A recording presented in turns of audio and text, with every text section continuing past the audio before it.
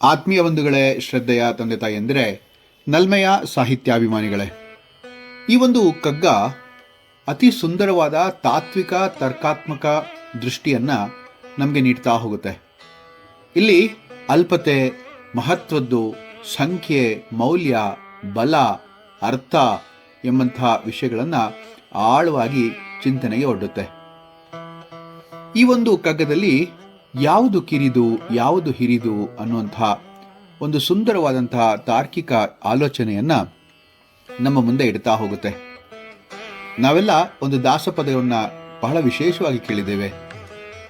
ಏಸು ಕಾಯಂಗಳ ಕಳೆದು 84 ಲಕ್ಷ ಜೀವ ರಾಶಿಯನ್ನು ದಾಟಿ ಬಂದ ಈ ಶರೀರ, ತಾನಲ್ಲ ತನದಲ್ಲ ಆಸೆ ತರವಲ್ಲ ಮುಂದೆ ಬಹುದಲ್ಲ, ದಾಸನಾಗು ವಿಶೇಷನಾಗು, ದಾಸನಾಗು ವಿಶೇಷನಾಗು. ಈ ಒಂದು ಹಾಡಲ್ಲಿ ನಮಗೆ ಗೊತ್ತಾಗೋದೇನಪ್ಪ ಅಂತಂದರೆ, ಇಡೀ ಒಂದು ಜೀವ ಸಂಕುಲ 84 ಲಕ್ಷ ಜೀವರಾಶಿಯನ್ನು ದಾಟಿ ಬರುತ್ತೆ ಅಂತ. ಇದರ ಒಂದು ಸುಂದರವಾದಂಥ ಪರಿಕಲ್ಪನೆಯನ್ನು ನಮ್ಮ ಮುಂದೆ ಇಡ್ತಾ ಇದ್ದಾರೆ ಡಿ ವಿ ಜಿಯವರು. ಈ 110ನೆಯ ಕಗ್ಗ ಹೀಗಿದೆ.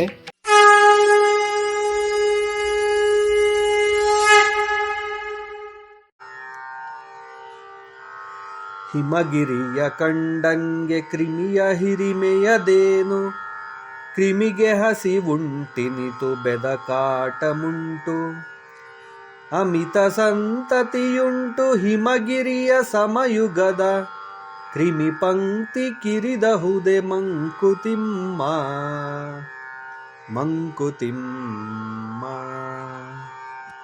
ಹಿಮಗಿರಿಯ ಕಂಡಂಗೆ ಕ್ರಿಮಿಯ ಹಿರಿಮೆಯದೇನು. ಎಂಥ ಅದ್ಭುತವಾದಂಥ ಒಂದು ಪರಿಕಲ್ಪನೆ. ಯೋಚನೆ ಮಾಡಿ ನೋಡಿ, ಹಿಮಾಲಯ ಅಂತಹ ಮಹಾನ್ ಪರ್ವತವನ್ನು ನೋಡಿದವನಿಗೆ ಒಂದು ಪುಟ್ಟ ಕ್ರಿಮಿ ಅಂದರೆ ಒಂದು ಹುಳ, ಅದರ ಹಿರಿಮೆ ಏನು ಅಂತ ಅನಿಸ್ಬಿಡ್ಬೋದು ಅಲ್ವಾ? ಯಾಕೆ ಅಂತಂದರೆ ಅಷ್ಟು ದೊಡ್ಡದನ್ನೇ ನೋಡಿದ ಮೇಲೆ ಇದ್ರದ್ದೇನ ಯೋಗ್ಯತೆ ಅಂತ. ಆದರೆ ಬ್ರಹ್ಮಾಂಡದಲ್ಲಿ ಇರುವಂತಹ ಪ್ರತಿಯೊಂದು ಜೀವಿಗೂ ಕೂಡ ಅದರದೇ ಆದಂಥ ಅಸ್ತಿತ್ವ ಇದೆ ಅಲ್ವಾ?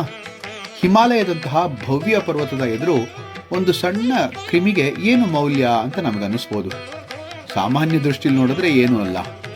ಆದರೆ ಇಲ್ಲಿ ಡಿ ವಿ ಜಿಯವರ ಒಂದು ಕಗ್ಗದ ಒಂದು ಸುಂದರವಾದಂತಹ ಪ್ರಶ್ನೆ ಏನಪ್ಪಾ ಅಂತಂದರೆ, ಇದು ಒಂದು ಚಿಂತೆಗೆ ಆಹ್ವಾನವನ್ನು ಕೊಡುವಂತಹ ಪ್ರಶ್ನೆ. ಇಲ್ಲಿ ಹಿರಿಮೆ ಎಂದರೆ ಗಾತ್ರನ, ಮಹತ್ವ ಎಂದರೆ ಕಾಣಿಕೆಯ ಭವ್ಯತೆನ ಅಂತ ಅನಿಸ್ಬಿಡುತ್ತೆ.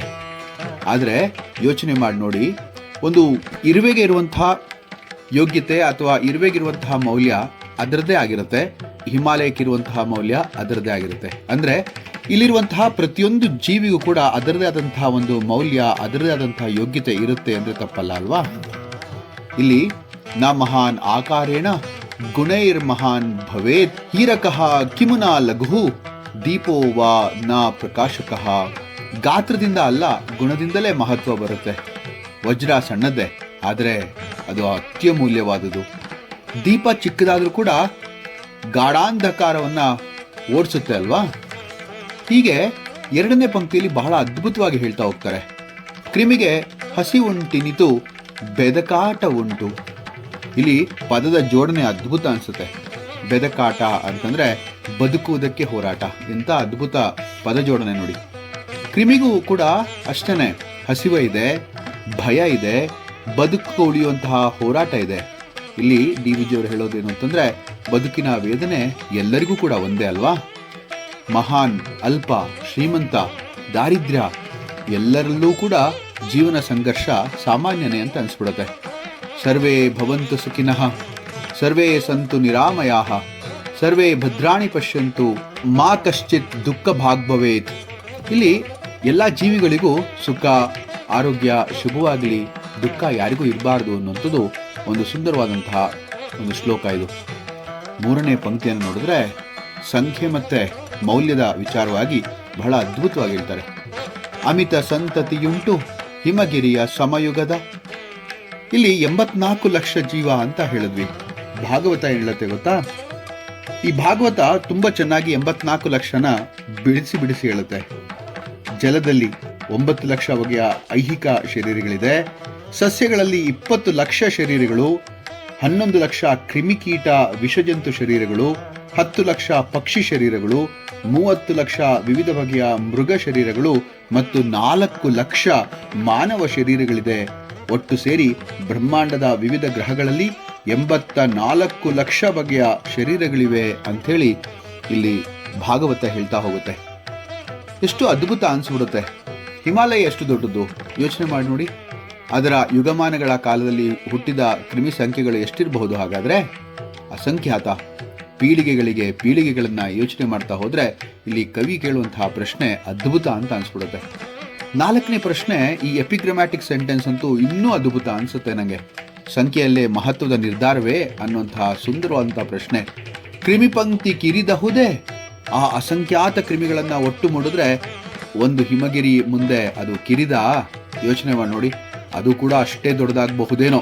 ಆದರೆ ಬರೀ ಒಂದು ಕ್ರಿಮಿಯನ್ನು ತಗೊಂಡ್ರೆ ಅದು ಅಲ್ಪ ಅಥವಾ ಅದಕ್ಕೆ ಕ್ಷೀಣ ಅಂತ ಅನ್ನಿಸ್ಬಹುದು. ಈ ಪ್ರಶ್ನೆ ನಮಗೆ ತೀವ್ರವಾಗಿ ಯೋಚನೆಗೆ ಈಡು ಮಾಡುತ್ತೆ. ತಾತ್ವಿಕ ಸಂದೇಶ ಏನಪ್ಪಾ ಅಂದರೆ, ಸಂಖ್ಯೆ ಮಹತ್ವದಲ್ಲ, ಗಾತ್ರ ಶ್ರೇಷ್ಠತೆಯನ್ನು ಅಳೆಯೋದಿಲ್ಲ, ಬಲ ಸತ್ಯ ಅಲ್ವೇ ಅಲ್ಲ, ನಾಯಮಾತ್ಮ ಬಲಹೀನೇನ ಲಭ್ಯ ಅಂತ ಒಂದು ಉಪನಿಷತ್ತಿನ ವಾಕ್ಯ ಇದೆ. ಆತ್ಮಜ್ಞಾನವು ದೇಹ ಬಲದಿಂದಲ್ಲ, ಒಳಬಲದಿಂದಲೇ ಸಿಗುತ್ತೆ ಅಂತ. ಇಲ್ಲಿ ಒಬ್ಬ ಸಜ್ಜನ ಮತ್ತೆ ಇಡೀ ದೊಡ್ಡ ಗುಂಪು, ಯೋಚನೆ ಮಾಡಿ ನೋಡಿ. ಒಬ್ಬ ಸತ್ಯವಂತ 1000 ಮಂದಿ ಮೌನಿಗಳಿಗಿಂತ ಶ್ರೇಷ್ಠ ಅಂತ ಉಪನಿಷತ್ ಹೇಳುತ್ತೆ. ಒಬ್ಬ ಶಿಕ್ಷಕ ಸಮಾಜವನ್ನು ರೂಪಿಸ್ತಾನೆ. ಸಂಖ್ಯೆಯಲ್ಲಿ ಕಡಿಮೆ ಅವನು, ಪರಿಣಾಮದಲ್ಲಿ ಅಪಾರ ಅಂತ ಅನಿಸ್ಬಿಡುತ್ತೆ. ಹಾಗೆ ರಾಮಾಯಣದಲ್ಲಿ ಬರುವಂತಹ ಮಹತ್ ಪಾತ್ರ, ಈ ಹನುಮಂತನ ಒಂದು ಶಕ್ತಿ ಮತ್ತೆ ಧೈರ್ಯದ ಬಗ್ಗೆ ಉಲ್ಲೇಖ ಮಾಡೋದೇನಿದೆ, ಒಬ್ಬನೇ ಆದರೂ ಕೂಡ ಲಂಕೆಯನ್ನು ನಡಗಿಸಿದ ಶಕ್ತಿ ಅಲ್ವಾ ಆ ಮಹಾನ್ ಮಹಿಮ ಹನುಮಂತಂದು. ಅಲ್ಪೋಪಿ ಮಹದ್ ಕಾರ್ಯಂ ಕರೋತಿ ಗುಣವಾನ್ ನರಹ ಅಂತ ವಾಲ್ಮೀಕಿಗಳು ರಾಮಾಯಣದಲ್ಲಿ ಹೇಳ್ತಾರೆ. ಒಬ್ಬ ಮನುಷ್ಯನಾದರೂ ಕೂಡ ಸಾಧ್ಯ, ಆದರೆ ಅವನು ಗುಣವಂತನಾದರೆ ಅವನು ಮಾಡುವಂತಹ ಕೆಲಸಗಳೆಲ್ಲ ಮಹತ್ ಕಾರ್ಯ ಅಂತ ಹೇಳಬಹುದು. ಇಲ್ಲಿ ಈ ಒಂದು ಕಗ್ಗ 110ನೇ ಕಗ್ಗ ಹಿರಿಮೆಯ ಗಾತ್ರದಲ್ಲಿಲ್ಲ ಅಂತ ಬಹಳ ಸ್ಪಷ್ಟವಾಗಿ ಹೇಳ್ತಾ ಇದೆ. ಮಹತ್ವ ಸಂಖ್ಯೆಯಲ್ಲಿಲ್ಲ ಅಂತಲೂ ಕೂಡ ಹೇಳುತ್ತೆ. ಜೀವಿತದ ಮೌಲ್ಯ ಚೈತನ್ಯ ಗುಣ ಧರ್ಮದಲ್ಲಿ ಇದೆ ಅಲ್ವಾ? ಎಷ್ಟು ಸರಿಯಾದಂತಹ ಮಾತು. ಹಿಮಗಿರಿಯ ಎದುರು ಕ್ರಿಮಿ ಸಣ್ಣದ್ದು ನಿಜ, ಆದರೆ ಜೀವನ ದೃಷ್ಟಿಯಲ್ಲಿ ಅದು ಕೂಡ ಸಂಪೂರ್ಣ ಜೀವಿ. ಅದಕ್ಕೂ ಕೂಡ ಅದರದೇ ಆದಂತಹ ಒಂದು ಅಸ್ತಿತ್ವ ಈ ಬ್ರಹ್ಮಾಂಡದಲ್ಲಿ ಇದ್ದೇ ಇದೆ. ಏನಂತೀರಾ? ಹಿಮಾಲಯದ ತುದಿಯನ್ನ ಕಂಡವನಿಗೆ ಒಂದು ಸಣ್ಣ ಹುಳುವಿನ ದೊಡ್ಡತನ ಏನು ಎನಿಸುವುದು ಸಹಜ. ಆದರೆ ಆ ಹುಳಕ್ಕೂ ಕೂಡ ಹಸಿವಾಗತ್ತೆ, ಅದರ ಪೋಷಣೆಗೆ ಅದು ಕೂಡ ಹೆಣಗಾಗಬೇಕಾಗತ್ತೆ. ಅದು ಕೂಡ ಅಮಿತವಾದಂತಹ ಸಂತತಿ ಇದೆ ಅದಕ್ಕೆ. ಈ ಹಿಮಾಲಯ ಪರ್ವತದ ಕಾಲಕ್ಕೆ ಸೇರಿದ ಕ್ರಿಮಿಪಂಕ್ತಿ ಬಹಳ ಕಿರಿದು ಅನ್ನಲಾಗತ್ತಾ? ಯೋಚನೆ ಮಾಡಿ ನೋಡಿ. ಇದು ಈ ಕಗ್ಗದ ಒಂದು ಸಾರ ಅಂತ ಹೇಳಿದ್ರೆ ತಪ್ಪಾಗಲ್ಲ. ಈ ಒಂದು ಕಗ್ಗ ಎಷ್ಟು ಅದ್ಭುತ ಅಂತ ನನಗೆ ಯಾವಾಗಲೂ ಅನಿಸುತ್ತೆ.